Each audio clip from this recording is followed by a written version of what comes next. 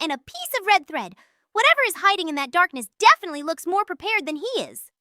To find out, we have to go back to where it all began, with a king, a sacred bull, and a promise to a god that should never have been broken.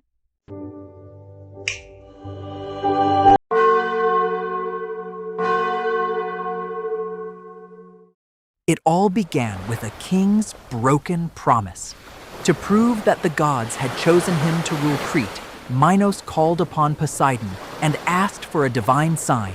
He swore that whatever the gods sent from the sea would be sacrificed in Poseidon's honor. Poseidon answered. From the crashing waves emerged a magnificent white bull, so beautiful that the people immediately accepted Minos as their rightful king. But once the throne was his, greed took hold. Minos could not bring himself to sacrifice such a perfect creature. He kept the sacred bull and offered an ordinary one in its place, believing he could deceive the god of the sea. Poseidon saw through the deception, and his punishment was far crueler than simply taking the bull back. Poseidon cursed Minos' wife, Queen Pasiphae, with an uncontrollable and unnatural desire for the sacred animal. Consumed by the curse, she turned to the brilliant inventor Daedalus, who built her a hollow wooden cow. From that twisted union, a monster was born, a creature with the body of a man and the head of a bull. His name was the Minotaur. He became the living consequence of Minos' greed, arrogance, and betrayal. As the Minotaur grew, it became impossible to control. Its strength increased, its hunger deepened, and soon it began craving human flesh. To hide the monster from the world, Minos ordered Daedalus to build an enormous labyrinth, a prison so twisted that anyone who entered would lose all sense of direction. After Athens was defeated in war, Minos demanded a horrifying tribute. Every 9 years, 7 young men and 7 young women were to be sent into the labyrinth as food for the Minotaur. Only their screams, echoing through the darkness, revealed how they died. When the time came for Athens to send another group of victims, one man stepped forward willingly. Theseus, the son of King Aegeus, refused to watch another generation disappear into the labyrinth. His father begged him not to go, but Theseus had already made his decision. There will be no more meaningless deaths. I will go to Crete. I will kill the beast, or die in the labyrinth trying. Before the ship departed, Aegeus made his son promise that if he returned alive, he would replace the black sails of mourning with the white sails of victory. When the Athenians arrived in Crete, they were dragged before King Minos. Most lowered their eyes in terror. Theseus alone rose to his feet and looked directly at the king, making it clear that he had not come to die quietly. There was something different about Theseus. He was only mortal, yet even in the face of death, he carried a fierce, untamed aura that filled the silent hall. Then, one person was immediately drawn to it, Princess Ariadne. Ariadne could not forget the courage Theseus had shown before her father. Helping him would mean betraying King Minos, but she could not allow him to enter the labyrinth without a chance of survival. She brought him 2 things, a short dagger to kill the monster and a ball of red thread to guide him back out. Tie one end at the entrance and unwind it as you go.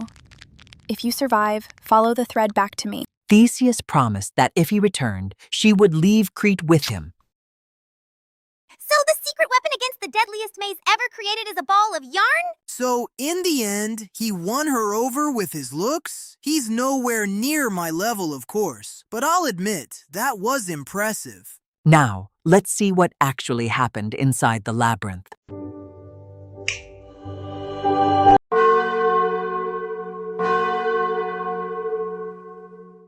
At dawn, the gates of the labyrinth were opened.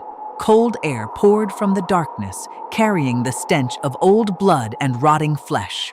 Theseus tied Ariadne's thread to a stone pillar and stepped inside, keeping the other Athenians behind him. Every corridor looked the same, and every footstep returned from a different direction.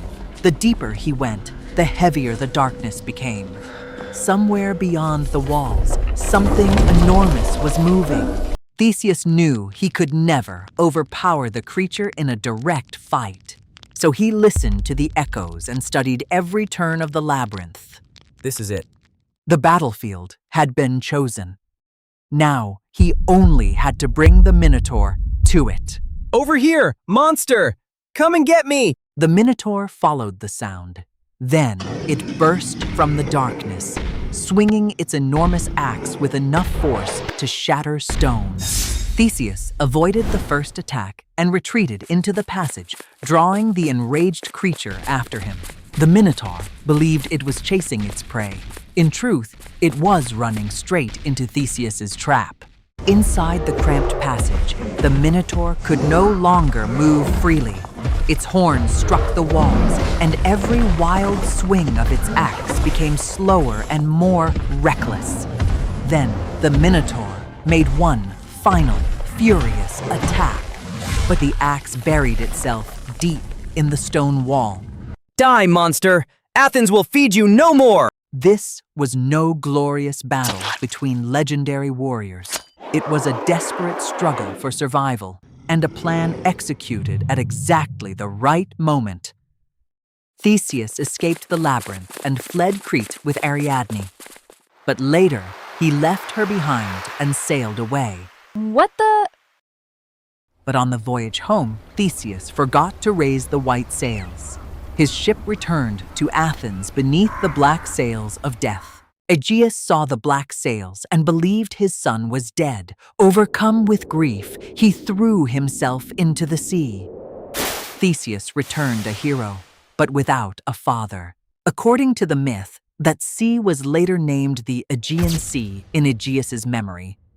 He defeated the Minotaur, escaped the labyrinth, and saved everyone, then lost his father because he forgot to change one sail.